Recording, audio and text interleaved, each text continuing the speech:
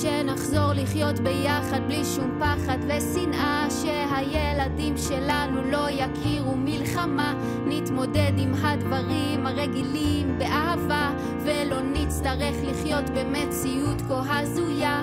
אז תן לי רק סימן שמשהו טוב קורה כאן, שזה לא לחינם,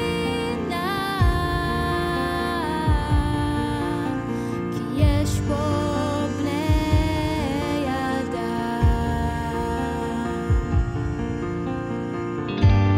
תן לי את הכוח להאמין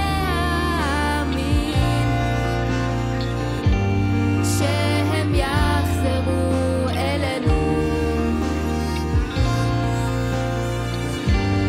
תן לי את הכוח להאמין שנטייל שוב בארצנו,